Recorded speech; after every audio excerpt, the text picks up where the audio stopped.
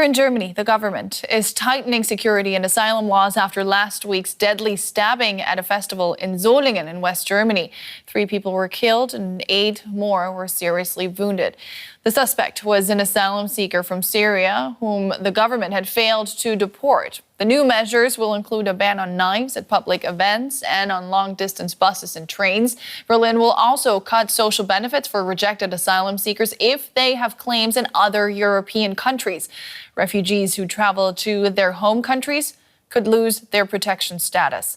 The government will also resume deportations of Afghans and Syrians who've been convicted of serious criminal offenses or are suspected of being radical Islamists.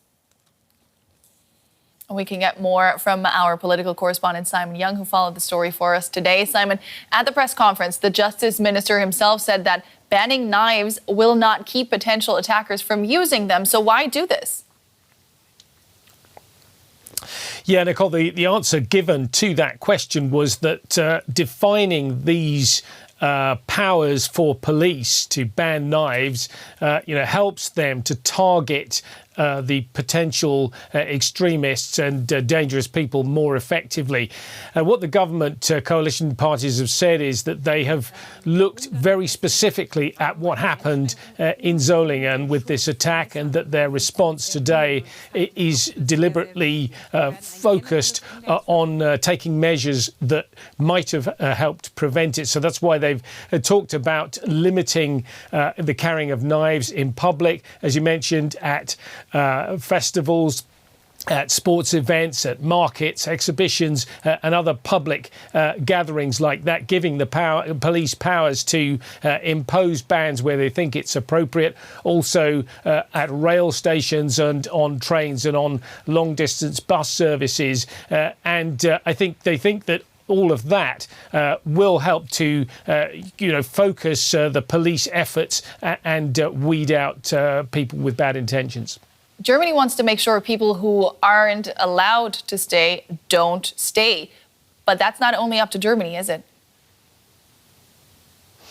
Indeed not. There are some other EU countries, even like Italy, which refuse to take people back. They say that their own asylum system is overloaded. But the issue here was that the main suspect in the Solingen attack had already been told he had no right to stay in Germany, and another EU country, namely Bulgaria, had in fact accepted that he could be deported there. But when the German police went to the place where he was supposed to be to deport him, they didn't find him. So one of the responses, again, is to change that, give the police more powers to use for instance, all the digital tools at their disposal to sort of track people down and make sure that they can deport them.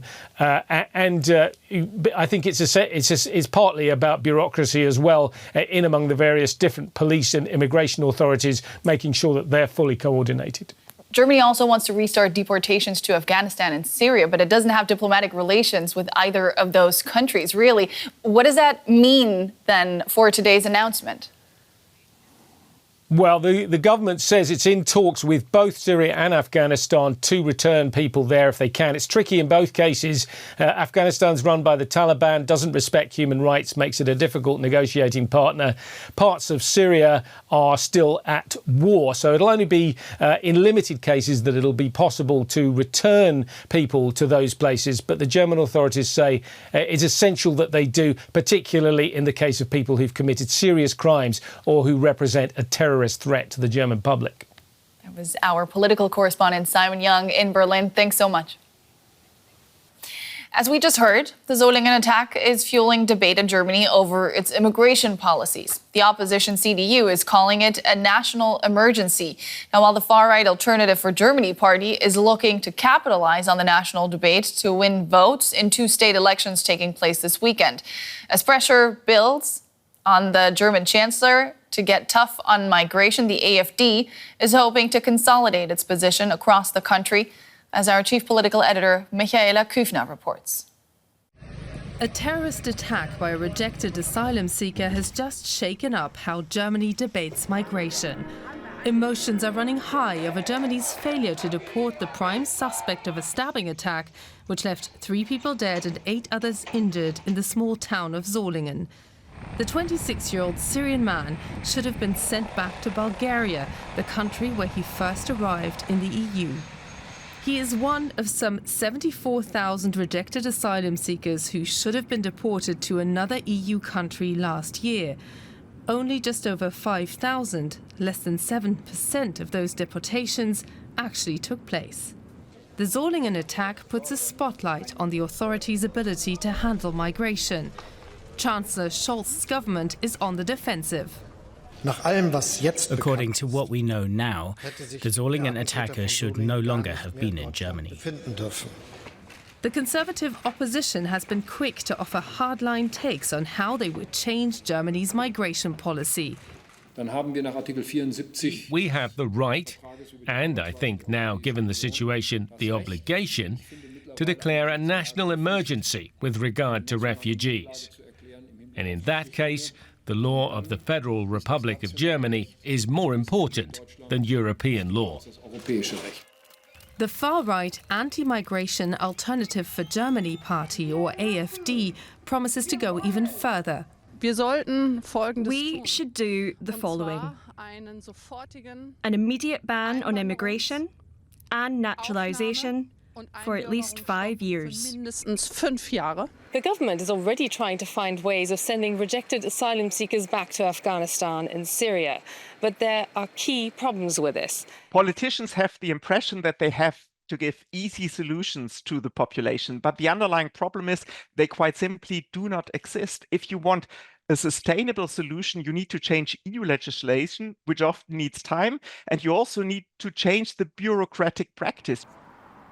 Politicians in Germany don't have that time. They face a heated election campaign in 2 eastern states, Thuringia and Saxony. Here, the anti-migration AfD could win both regional elections this Sunday. Migration is a deep concern for people here in Saxony. Our resources are limited and we must face up to that. In Saxony, it's a really important issue because people here have a deep distrust of the political powers currently in charge in Berlin. A win for the far-right AfD in regional elections could consolidate the party's role all over Germany and pressure other parties into closer cooperation. The Solingen knife attack has sparked a national debate that now simply treats migration as a cause of terrorism. A political success for the far-right anti-migration AfD. The pressure is now on Olaf Scholz to bring down migration numbers or appear weak on security just over a year ahead of the next national elections. So here in Germany, following the Solingen terror attack where 3 people were stabbed to death by a rejected asylum seeker from Syria, suddenly the migration debate is on. And I want to discuss this now with an expert in the field of migration law. Daniel Thym advises the German parliament on legal issues, international law, migration law, and he also teaches international law at the University of Constance. Mr. Thym, thank you very much for joining us today. First of all, I would like to ask you, what is the problem with a lot of these measures that are being proposed, ranging from a complete ban on migration, a European emergency, as a leader of the opposition put it, or even a moratorium of no longer taking in migrants? What's the underlying issue with all of these calls right now?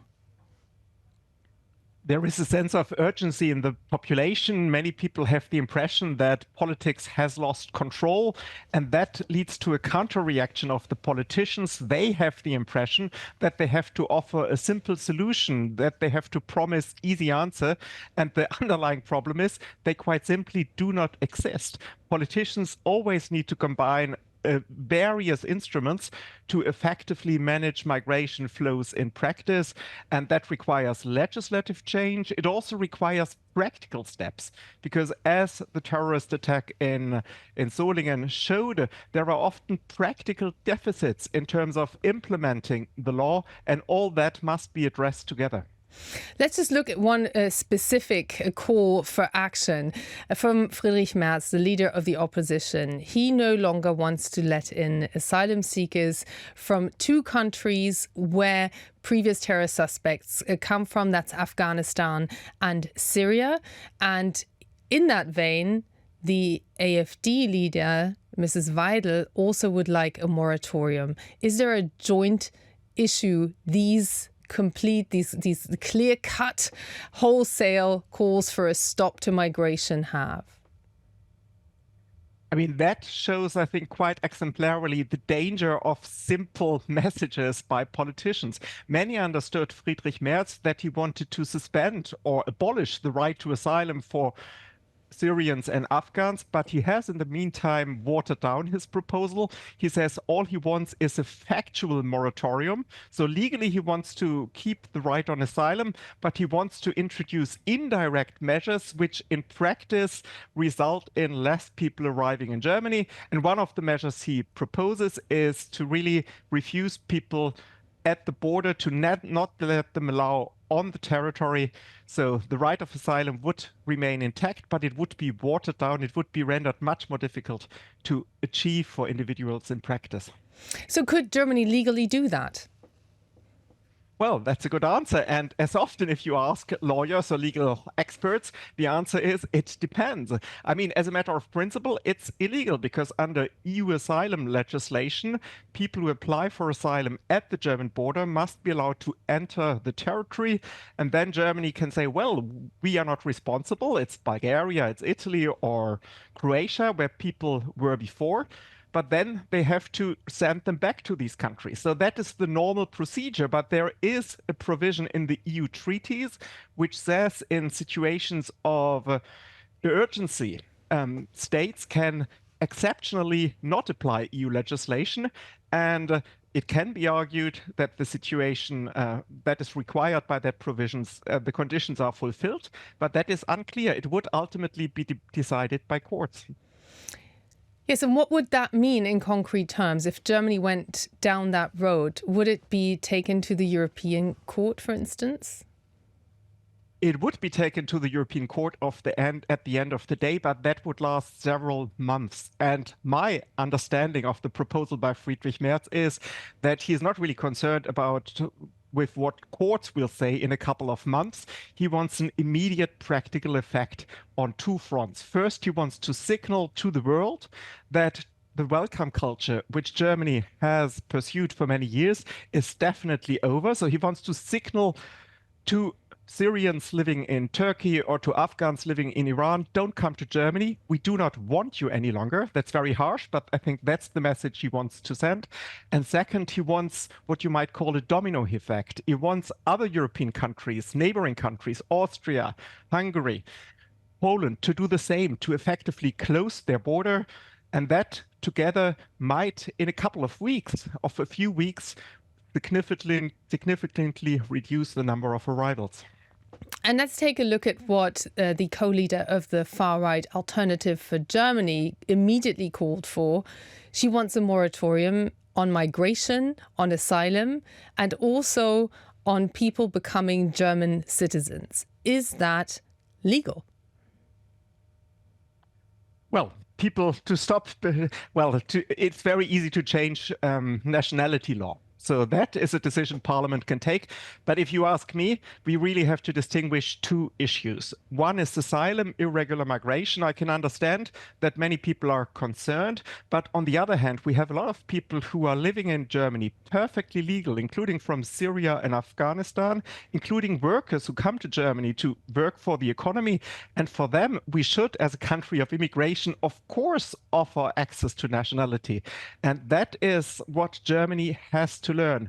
Asylum is a very difficult issue in all countries of immigration, also in Canada, in Australia, in the US. But at the same time, you have many people entering illegally, legally, perfectly legal. They support the economy, and they must, of course, be granted nationality after 3, 4, 5 years. Now, in European comparison, where would you describe that Germany is in terms of regulations on asylum? Germany is still comparatively liberal, generous. Many European countries have really changed their policies in recent years to the north, but also to the south and to the east. So Germany is really also in Brussels during the political negotiations in Brussels on EU legislation, which is terribly important. Germany has always been one of the more liberal, generous players. And what might happen in the coming weeks, if not months, is that Germany finally joins the camps of more critical states who effectively want to limit access to Europe, effectively a sort of Fortress Europe light. And if that happened, Germany would, well, join these more critical states, and the end result would be that European policy as a whole would become much more restrictive in the years to come.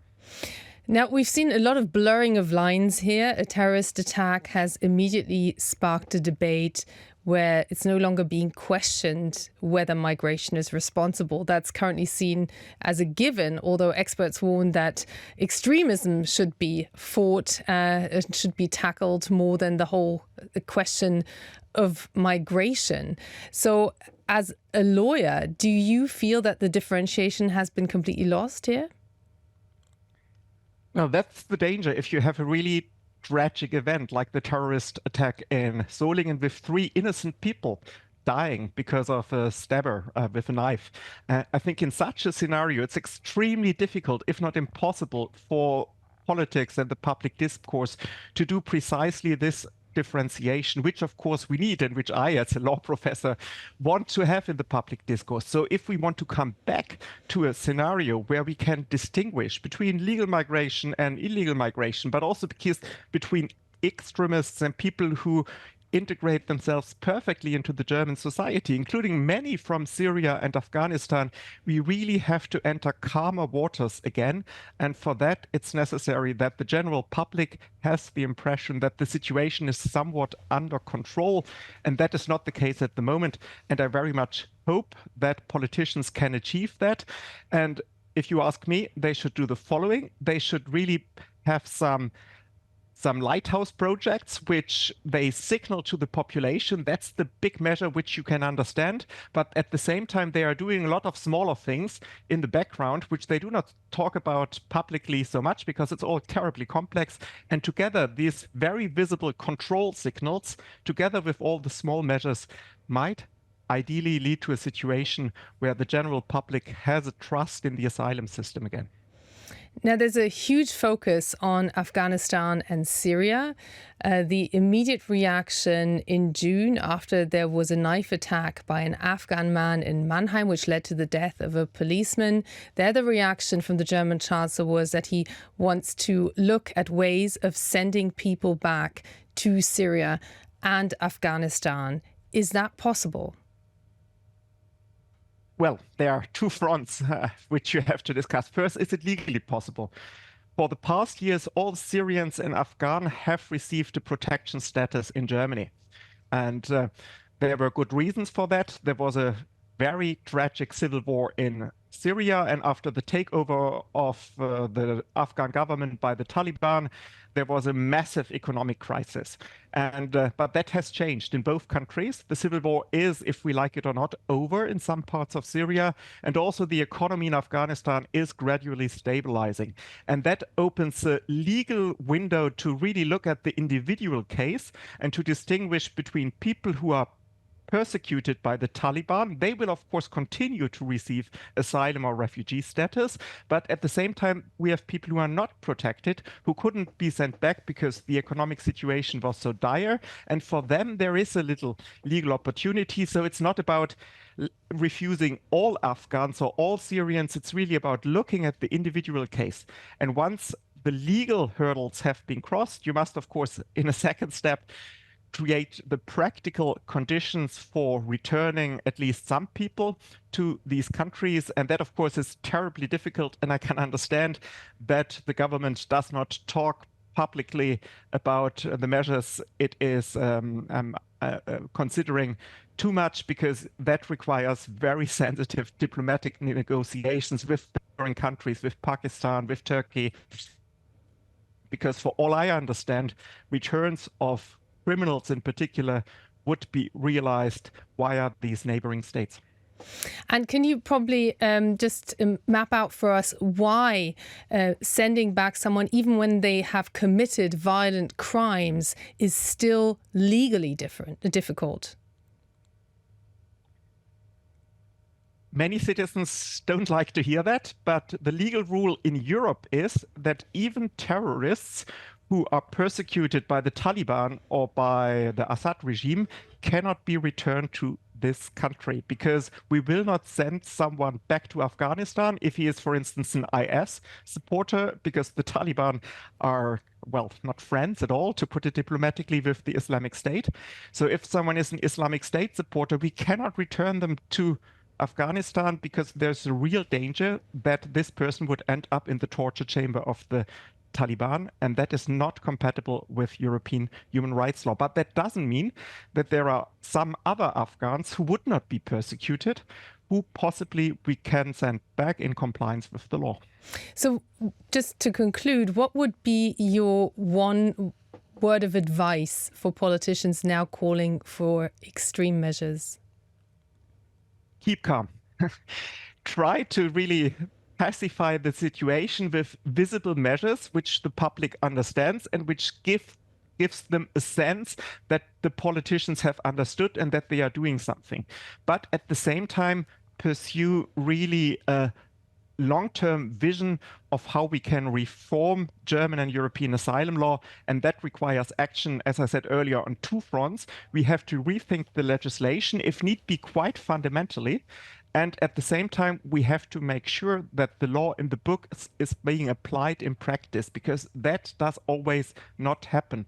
Germany used to be very famous for its efficiency, but if we like it or not, the German bureaucracy is nowadays not always functioning very well, and that has to be improved, because it's really, it means in practice that even if you change the law, the practice doesn't change, and that has to be guaranteed as well.